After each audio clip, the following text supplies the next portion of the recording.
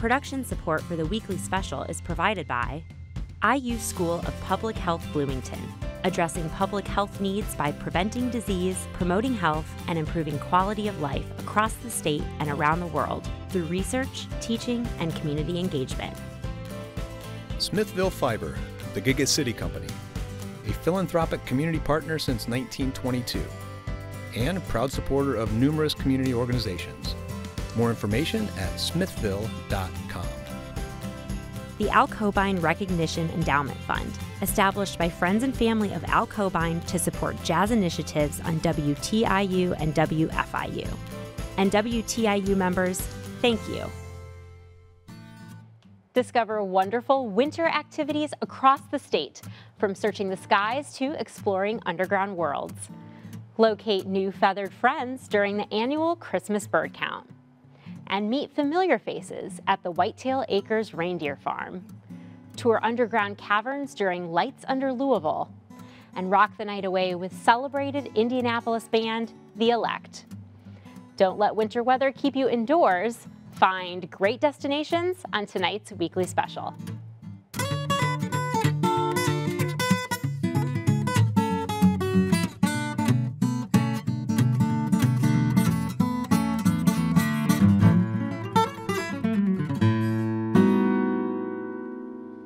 Welcome to the weekly special. I'm Erica Sagone.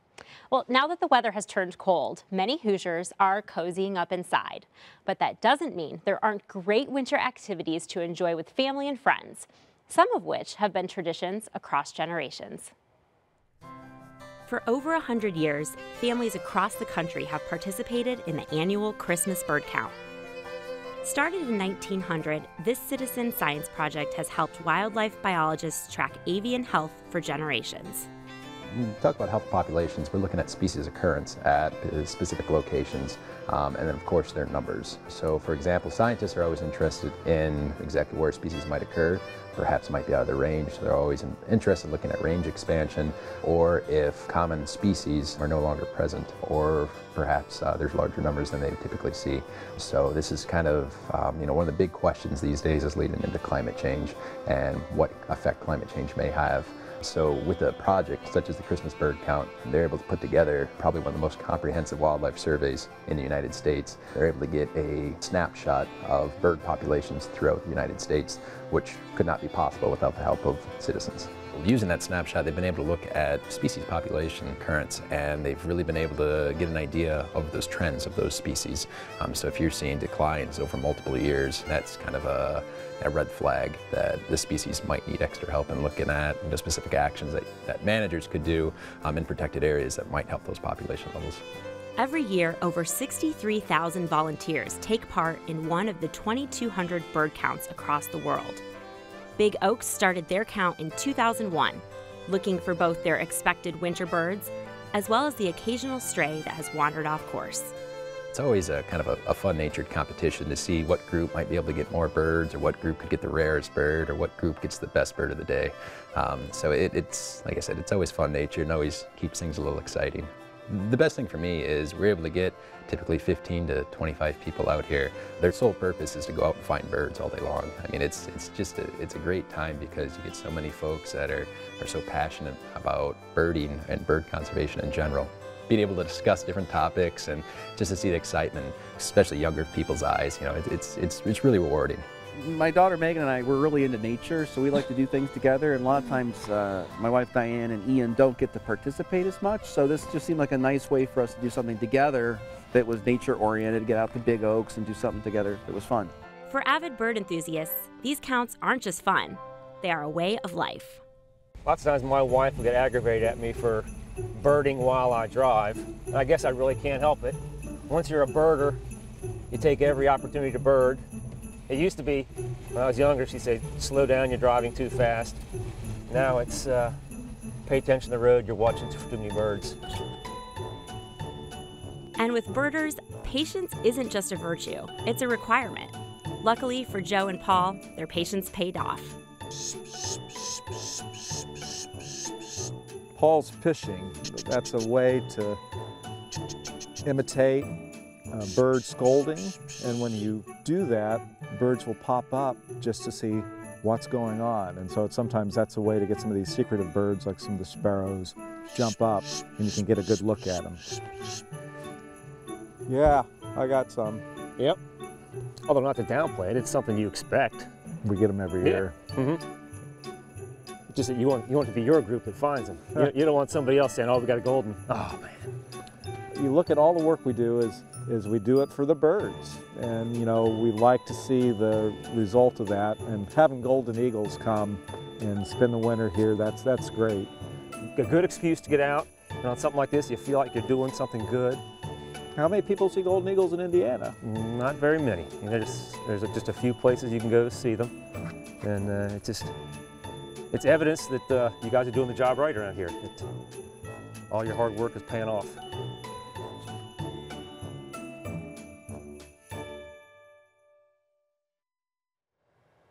To find a detailed list of upcoming bird count activities in your area, visit audubon.org.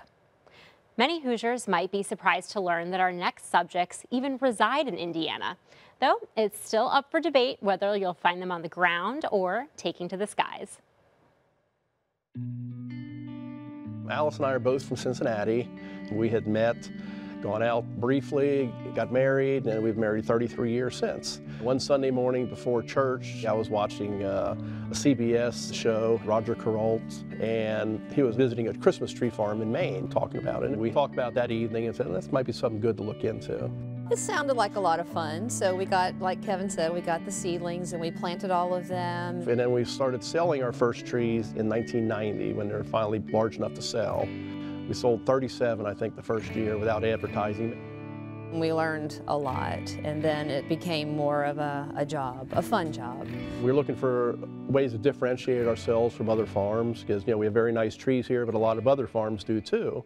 So we ended up getting 2 reindeer from an exotic animal grower in Michigan. And our sales went up well over 400% that year by coming out to see the reindeer. They were so popular that it just kind of grew. So now we have 15 reindeer on our farm. The fun part is seeing the excitement in the eyes of the children because they really are real. They get to hear them, they get to touch them.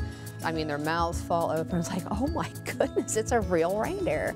I think probably the neatest thing is seeing all the little kids, you know, when they get here who've been here before, they run out and go straight to the reindeer pen, and they know all the reindeer's names by heart from the previous year. And the parents are amazed, how can you remember so many reindeer and what their names are? So they asked me, are they correct? I said, yeah, they've named every one of them. So it sticks with them, so they've got memories, you know, lifelong memories of coming here, just like we have those memories of them coming here. I think that there's a connection between me and the animals. They each have their own personality, just like your children. You raise them all the same and they're all different.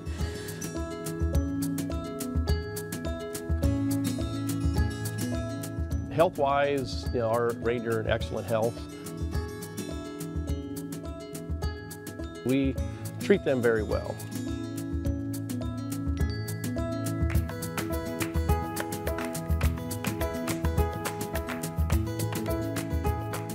Training them and everything. We have to train their hooves a lot. That's the tendons in their legs, you know, like up on the rooftop, click, click, click. That's where that comes from. What the ankle clicking is their tendon snapping on their ankle bone.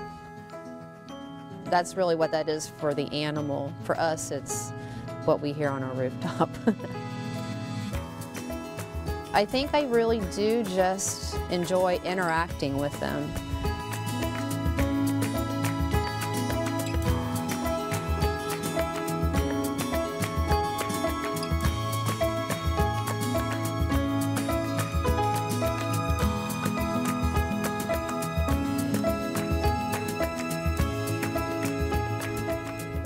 It's just very relaxing, very calming for me to be out here with the animals. And I get lost. I kind of forget what else I was supposed to be doing that day, and I just spend my time with my animals. And this is my release, I guess, my therapy, my quiet time. I really enjoy that bond that I have with the reindeer, and I just love to share it with everybody.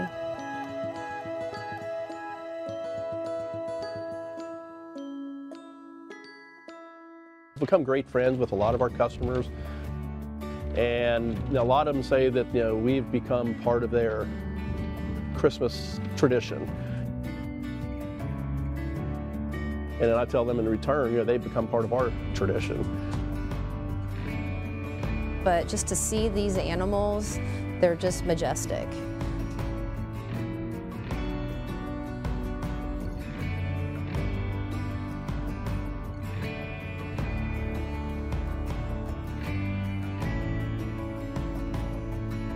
It's magic. When you see them, it is magic. It's Christmas magic.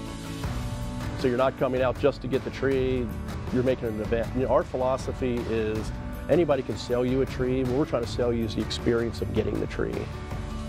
It's a really heartwarming experience to add some true joy to the lives of these people.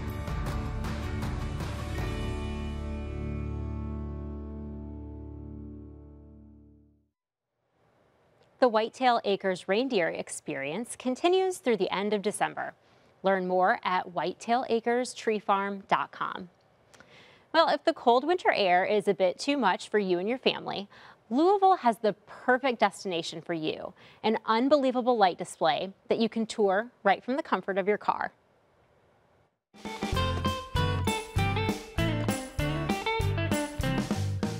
The Louisville Mega Cavern is a 4 million square foot underground former limestone quarry. We have 850 light displays this year, some of which are 25 feet tall and 200 feet wide. Visitors experience over 2 million points of light in different themed areas, including everything from Candyland to Fairyland to a friendly snowball fight and Kentucky Christmas. With so many themes, it's hard to have a favorite. The most spectacular thing that we have is the 12 Days of Christmas. These units are absolutely huge. They were so big we couldn't get them out of the truck.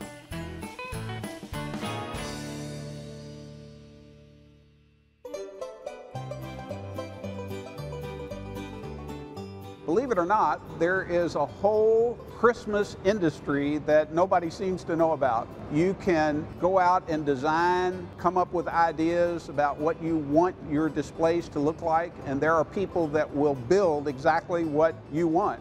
We actually start the design process in late January every year. We talk to several different designers around the country that do this all the time. The first year, we didn't know whether this was going to be a success or not, so we rented all of the light displays.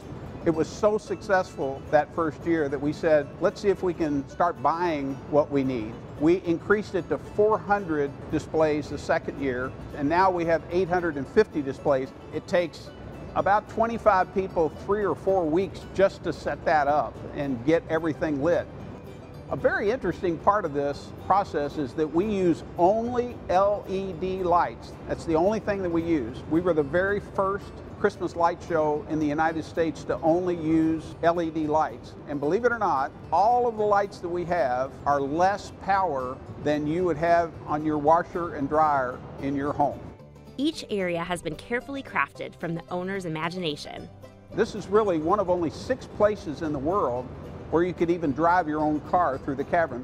The very first night of the show, we had cars from 22 different states on the first night. The idea of just being able to drive your own car through the cavern is what people really like, and especially in the back of a pickup truck or the back of a convertible. That's the way to see the light show.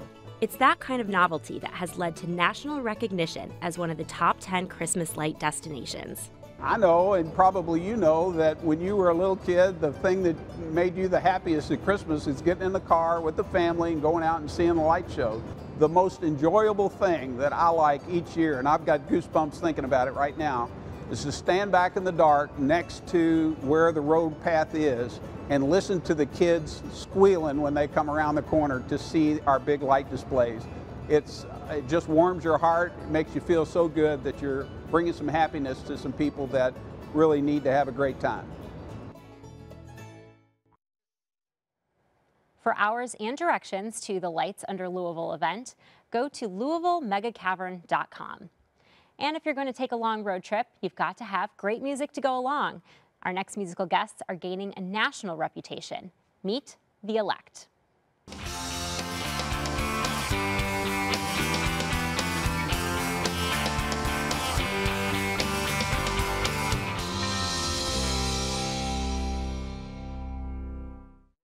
most bands do form later, you know, in their 20s or 30s. They didn't grow up together. We all went to junior high and high school together. So we're talking 12, 13, 14 years old. And you know, we're 21 now.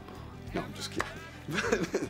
We just kept with it and kept getting better, and it was a hobby and it was fun. It's kind of one of those things you don't notice why it's happening, but it still amazes me when we play, looking around at how good everybody is. Some people will describe us as modern day Van Morrison sound. I like to think that it's organic and earthy and grounded music and rootsy music. Making a studio CD and performing live to me are kind of two different worlds. Making a CD and performing live are almost like if you're an actor. When you're making a CD, you're making a movie. And then when you're performing live, you're putting on a play. It's a different dynamic, probably, I would imagine, as an actor. Because when you're putting on a play, you do have that energy, and they can hear you from the back row, and it's something really organic about it. Now, the live thing is the one thing you know it's not going to last forever. It's going to be a memory. We have a lot of energy when we perform live, just very dynamic up and down, and just energy that people can feel it when it happens. I want that raw emotion. To me, I do it like it's almost that more than music thing. You got to do it while you can. If you can do it, do it. And I do think that part of me is a little strange because I've never really heard anybody say, I'm not trying to entertain, but I'm really kind of not. But I just feel like I have to do it, have to perform that way. Then it's really not all about entertainment. It's about connecting with someone. And someone had sent a text the other day. She said, Michael, I wanted to thank you. It meant a lot that you heard me speak about my son. He hadn't done anything social since he died on October 1st. My world feels much more fragile now. It was purposeful that I decided to come out and listen to The Elect. Your music touches me, and I really like your performances. Anyway, thanks to all of you for giving me such a wonderful night.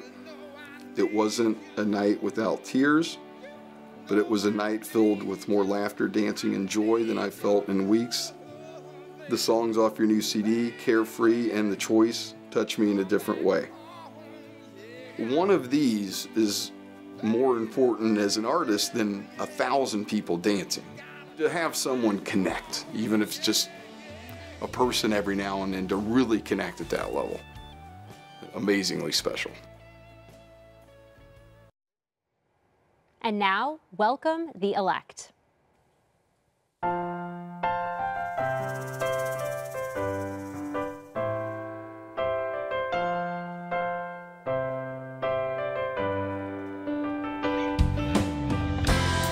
Memorizing lines that I forgot, or lines that never crossed my mind, making sense of the abstract threads that stitch the clothing of time, skipping past the stones I throw, yeah, into a still pond of my soul, and recognizing every face I never saw, yeah, but knew by heart. If you bring a little bit of love my way, just a little bit of love my way, if you bring a little bit of love my way, then I can feel it up in my soul. Knocked out, wasted, all my memories of the past, and all my innocence was thrown along the wayside, yeah, yeah. All that I never knew I had. If you bring a little bit of love my way, just a little bit of love my way, if you bring a little bit of love my way, yeah, oh, then I can feel it up in my soul, yeah, yeah, yeah.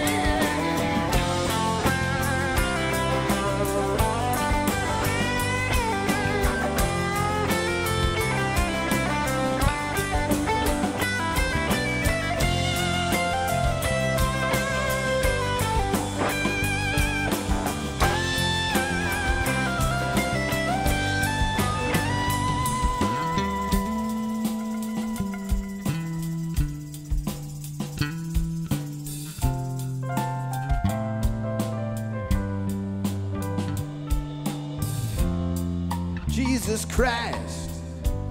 Dear sweet Lord, they say he will forgive, but I bet the devil don't forget the way we treat the lonely, lonely, lonely, lonely souls. We judge them where they sit. I'm gonna sing it for the glory. Yeah, yeah. I'm gonna sing it for the pain. Gonna sing it for just about every little thing, sweet Lord knows, yeah. Gonna happen in between. If you bring a little bit of love my way, just a little bit of love my way. If you bring a little bit of love my way, yeah, oh, then I can fill it up in my soul. My soul now, if you bring a little bit of love my way, just a little bit of love my way. If you bring a little bit of love my way, yeah, oh, then I can fill it up in my soul. Yeah, yeah.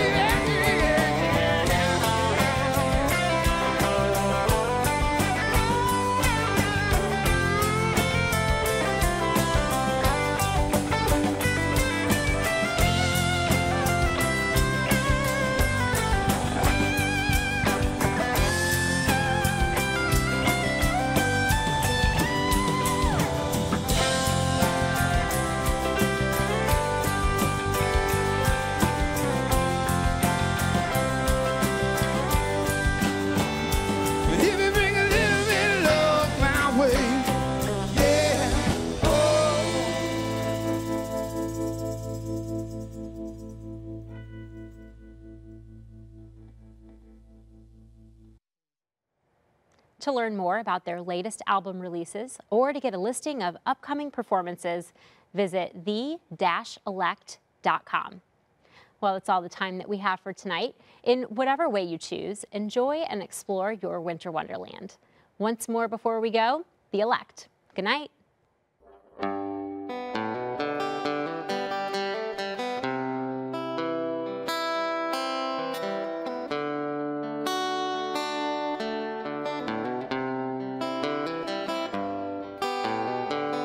Gonna do a little living before I die.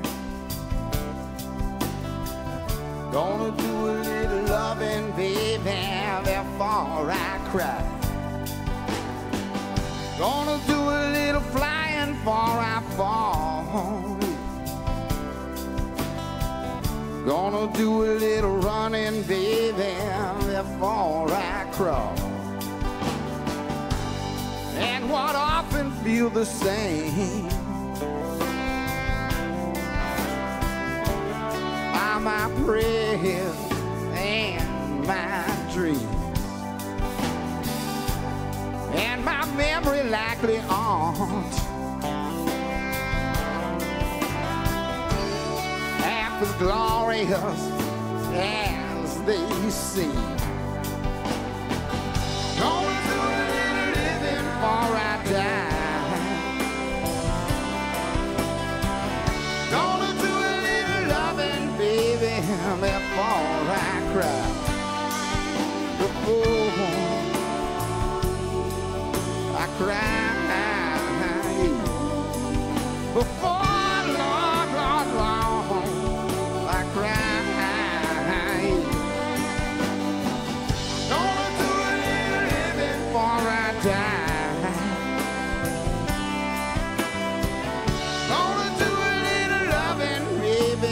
Before I cry,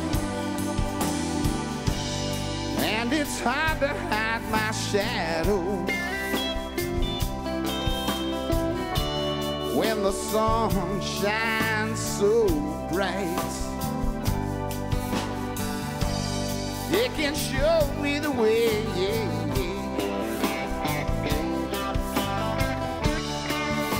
or blind me with its light, yeah.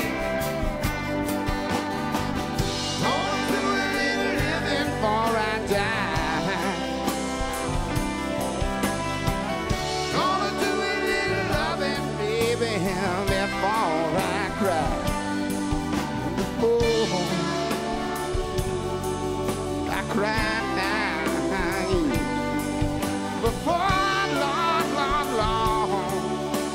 ride. Production support for the weekly special is provided by IU School of Public Health Bloomington, addressing public health needs by preventing disease, promoting health, and improving quality of life across the state and around the world through research, teaching, and community engagement.